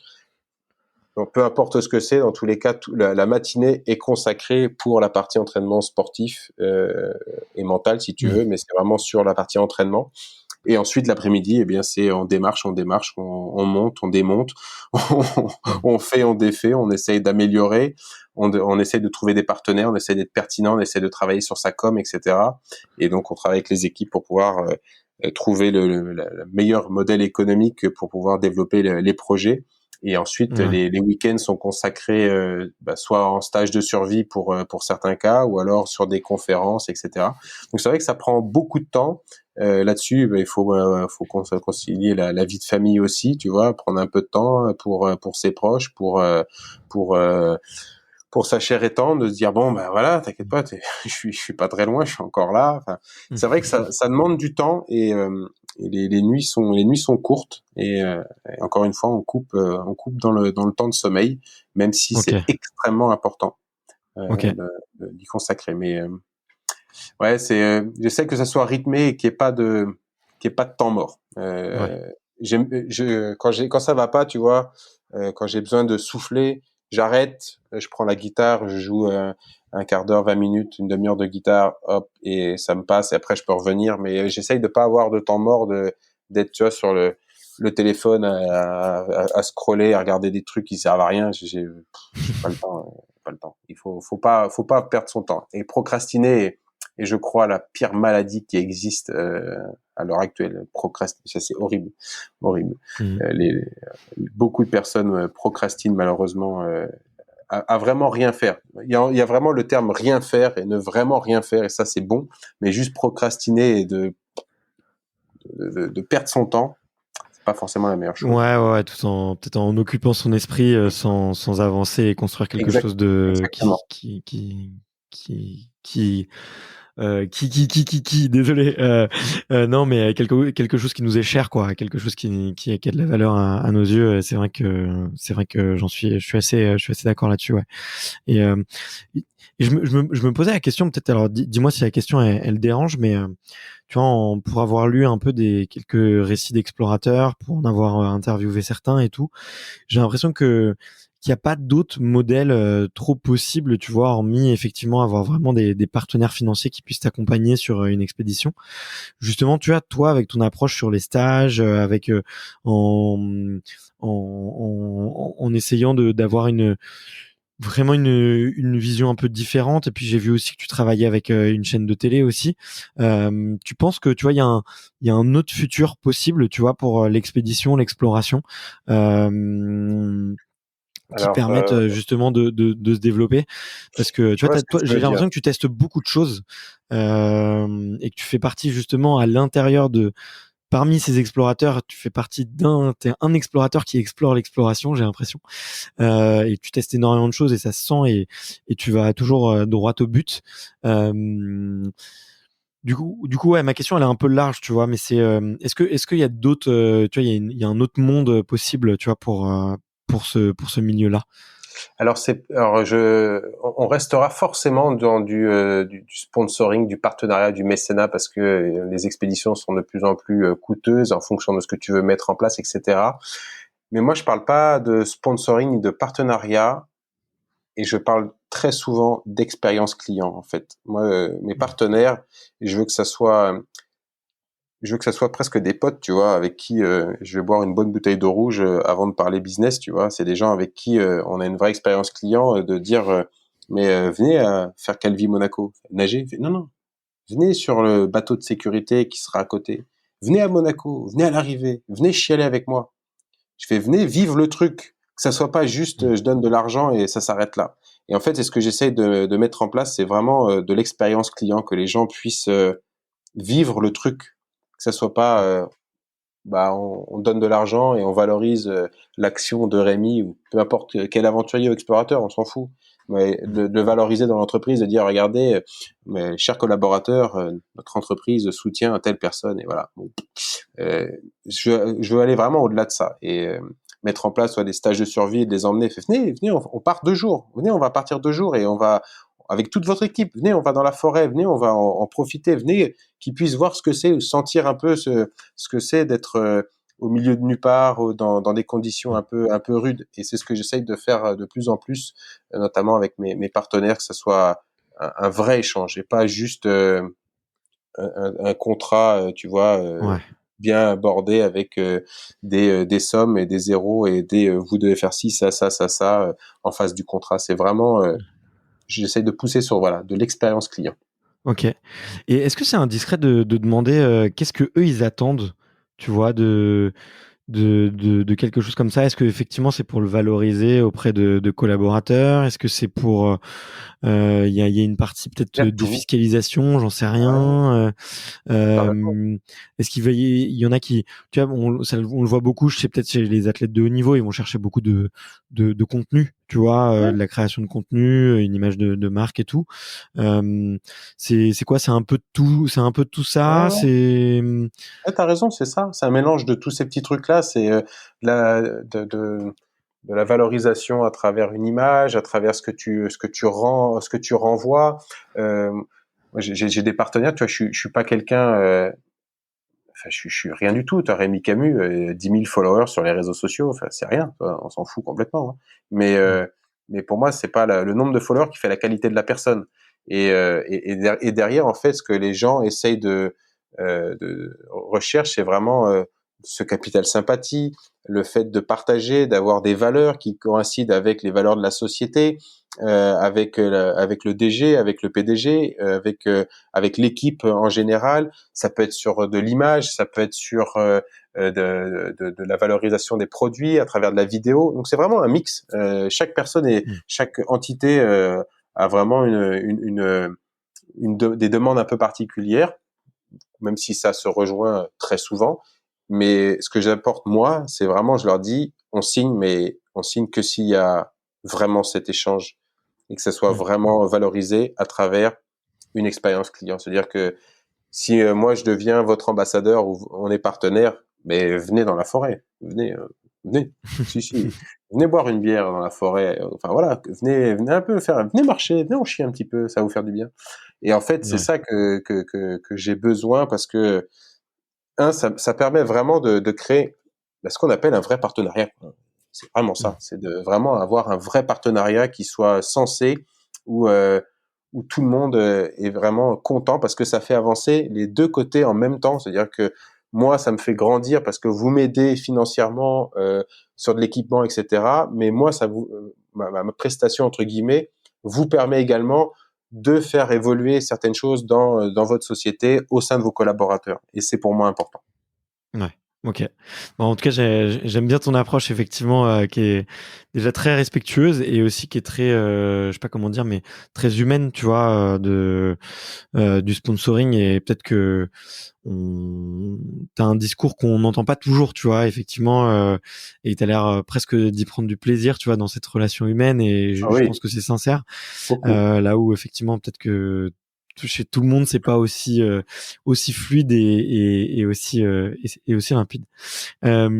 J'avais encore une ou deux questions là avant Bon, ben vas-y, vas-y. que je te laisse. C'est vrai qu'on est bavards tous les deux. On pourrait enchaîner, mais moi je me demande, est-ce que il y a encore des choses qui te font peur dans la vie? Tu vois, t'as eu des situations qui sont tellement fortes. T'as parlé tout à l'heure de situations humaines, mais est-ce que au plus profond de toi, t'as des craintes, t'as des peurs? J'avais peur au tout début, tu vois, de certains animaux peut-être. Moi, j'ai toujours eu une crainte et la seule crainte que j'ai, moi, c'est le nombre. Euh, c'est complètement bizarre, mais pas le chiffre, hein, mais le nombre. Une fourmi, bon, mais des fourmis. Tu vois, Ouais. t'en tues 10, t'en as 10 000 qui arrivent. Et en fait, tu sais que c'est une bataille qui est perdue d'avance.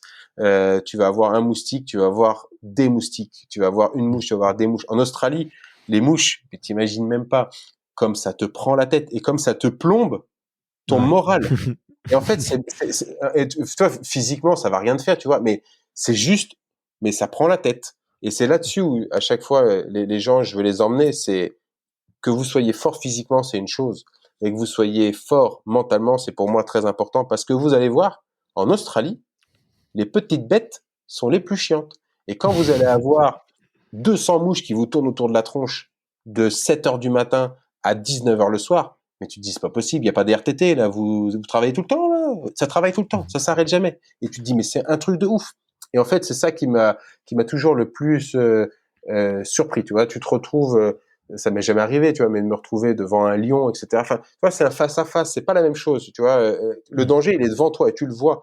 Mais quand ça vient de partout, en nombre, c'est ça qui est assez dérangeant et perturbant. Et après, au fil des années et des expéditions et des explorations que j'ai faites, j'ai appris à comprendre comment fonctionnaient les animaux et leurs besoins vitaux. Euh, et tu te rends vite compte que la plupart du temps, les animaux sont beaucoup plus craintifs et fuient l'homme rapidement. T'es pas encore arrivé qu'il y a plus personne, ils t'ont déjà senti. Donc la plupart du temps, ils fuient l'homme. Et c'est pas les animaux voilà qui me chagrinent le plus. Ça reste encore une fois le contact avec l'humain parce que Ouais. tu sais pas jusqu'où il est capable d'aller. C'est ça qui me fait peur. Euh, Ok. si t'es tout seul, tu vois, c'est une certaine chose. Mais quand t'es avec tout un groupe, c'est perturbant parce que tu sais pas ce qui peut se passer et surtout comment ça peut se terminer. Ok. Ok, ça marche.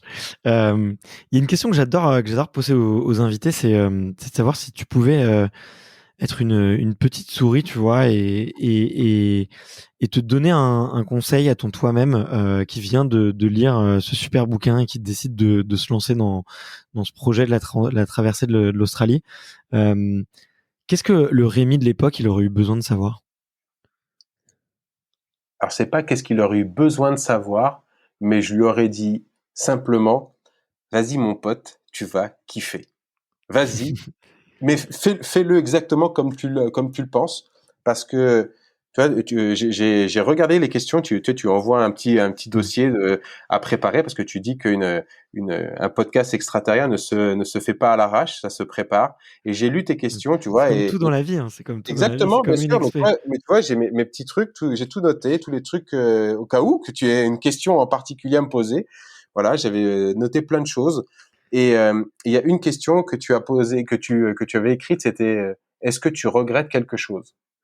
Et Hmm. j'ai tourné le truc dans tous les sens. Et toi, j'ai lu ton dossier, je l'ai lu il y a deux jours, un truc comme ça. Et puis je l'ai relu encore tout à l'heure. Et puis putain, mais et j'arrive pas. Et en Tu te fait, dis, mais oula. je fais non, en fait, j'ai pas de regrets parce que les erreurs que j'ai faites pour faire ma première aventure, puis ma deuxième, puis comment ça s'est enchaîné, eh ben c'est parce que ça devait se faire comme ça, quoi. C'est parce que il y avait pas d'autre choix. Ça aurait pu être mieux, ça aurait pu être 100 fois pire. J'aurais pu ne pas être là aujourd'hui. J'aurais pu être soit mort, enseveli dans un barrage hydroélectrique au fin fond du Mékong. J'aurais pu me faire mordre par un serpent en Australie. J'aurais pu être aspiré sous une vague pendant le Tour de France à la nage. Et je suis là. Donc je regrette pas tout ce que j'ai fait et j'ai pas de super conseils à dire au Rémi de quand il avait 20 ans, quand il avait 21 ans, quand tu vois. Je me rappelle d'une phrase de ma prof qui disait la restauration mène à tout. Putain, mais quand elle m'a sorti ça, je l'ai gardé en tête. Je sais, mais qu'est-ce que ça veut dire ça? Elle me dit ça comme ça, je comprends rien moi. Et et c'est au fil des années, quand tu commences à travailler, à te rendre compte et à explorer autre chose, je dis ouais, c'est vrai. La restauration mène à tout. Parce que je suis parti avec un bac technologique en restauration pour être maître d'hôtel et pour maintenant être aventurier explorateur. Et j'ai pas de regrets, j'ai pas de, tu vois, de me dire j'aurais peut-être dû faire comme ci, j'aurais peut-être dû faire comme ça. Je trouve que c'est juste bien tracé et il faut juste le kiffer à mort et de se dire eh bien les petites erreurs que tu as fait dans le passé, c'est ce qui m'a construit, c'est ce qui m'a permis d'aller jusque là. Ok, ok, ok. Bon bah écoute, j'aime bien la réponse. J'aime bien la réponse en tout cas. T'as bien fait, tu vois, de passer quelques minutes sur ces petites questions. Ça amène aussi des fois à des bonnes réflexions et c'est aussi ça qui est intéressant. Et merci d'avoir joué le jeu, d'avoir préparé avec autant d'assiduité. C'est pas le Ah cas de non tous. mais, ah non, mais Des, c'était des fois. intéressant. Je trouvais les questions sympas, donc j'avais tout noté, tu vois, tous les petits trucs intéressants qu'on Bon aurait bah, pu aborder. faudrait que je précise dans mon petit mail que c'est pas obligé de tout préparer avec aussi avec autant d'assiduité, Non, c'est pas mais obligé, mais c'est tellement intéressant parce que ça te permet de te mettre dedans et te dire, ah ok, il y a ça et peut-être comme si, et je trouve que c'est intéressant. Donc à préparer, c'est sûr, et il faut le faire parce que c'est comme ça que je le vois. ok, ça marche. Bon bah du coup j'en profite, je t'en pose quelques-unes en plus. Vas-y, vas-y. Mais moi je me demande où est-ce que tu te vois dans 10 ans? Tiens, je suis curieux de savoir. Et même au-delà de ça, tu vois, j'avais une nouvelle question, mais celle-là je l'envoie pas. Mais Vas-y, vas-y. si si je sais pas dans 100 ans, tu voulais que les gens se souviennent d'un truc, tu vois, ils pensent à un mot quand tu leur dis Rému Camus. T'aurais envie que ce soit quoi ce mot?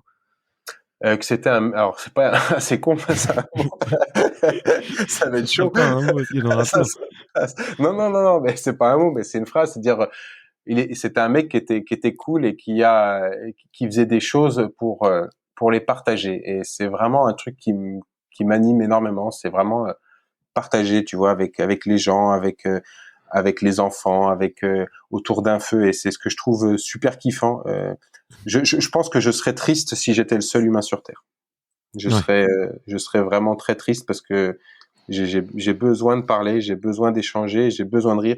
Je suis quelqu'un, je raconte connerie sur connerie. Je suis tout le temps en train de rigoler, en train de raconter des conneries parce que j'adore ça, parce que j'aime bien que les gens rient, parce que j'aime bien aller voir les gens se lâcher et j'aime bien parler, j'aime bien partager. Donc je pense que c'est ça, ouais. Que j'aimerais bien que les gens se souviennent de moi, que c'était un mec qui rigolait bien, qui s'amusait bien, qui aimait la vie et qui aimait la partager. Bon, ok. Bon, bah, t'es cool, tu vois. Comme quoi, faut aussi savoir sortir du script. C'est possible, ça marche bien. Ah complètement, ah complètement. Ouais. Écoute, je pense qu'on a fait un petit peu le tour. Est-ce que, je sais pas, dans les réponses que tu avais préparées, du coup, il y en avait une qui t'inspirait, qui t'avait bien inspiré ou qui. Non, non, après, il y a des trucs super sympas. Tu avais posé quelle serait la personne que tu aimerais voir sur un prochain podcast. J'aimerais beaucoup entendre Jamel Bali. Ok. Ouais, j'aimerais beaucoup entendre Jamel Tu l'as Bali. rencontré? Je l'ai jamais rencontré. Je kifferais de pouvoir le rencontrer. On a échangé quelques fois par mail, mais j'ai jamais eu l'occasion encore de le rencontrer. Donc, j'aimerais beaucoup l'entendre en podcast. Ça serait génial. Et après, je me rappelle, tu me disais, est-ce qu'il y a un livre ou un film qui te passionne? Et forcément, le livre de Jamel Bali, parce il m'avait transporté lorsque je l'ai lu. Et le film que je trouve fantastique, le film vraiment qui porte et qui a tellement de messages. Pour moi, c'est Forrest Gump, qui est un film extraordinaire, qui est juste énormissime sur le jeu de l'acteur et tout. Je trouve qu'il y a tellement de beaux messages à travers ce film que voilà, c'est un truc que je surkiffe, de se dire un jour t'es assis et tu te lèves et parce que t'en as décidé, tu pars courir. Et je trouvais ça trop bien, tu vois, le mec qui court et à un moment donné il s'arrête et pourquoi tu t'arrêtes? Parce que je veux rentrer à la maison. Et je trouve qu'il y a plein de messages qui sont magnifiques dans ce film et je suis persuadé que tous les personnes qui écouteront le podcast ont forcément déjà vu Forrest Gump, mais regardez-le encore une fois, asseyez-vous avec une petite boîte de chocolat et mangez les chocolats. Vous allez voir, c'est vraiment passionnant. Ça marche. Tu l'as vu combien de fois, toi? Parce que c'est vrai que... Un peu trop souvent, mais... Ouais, bah écoute, tiens, tu m'as donné envie de le revoir. C'est vrai que ça fait un bail que je l'ai pas vu et Dieu sait à quel point je suis fan de ce film aussi. Tom Hanks qui est absolument fantastique, tu vois, jouer ce rôle-là, je pense que personne n'aurait pu le jouer aussi bien que lui, donc Exactement. Écoute, il était merveilleux.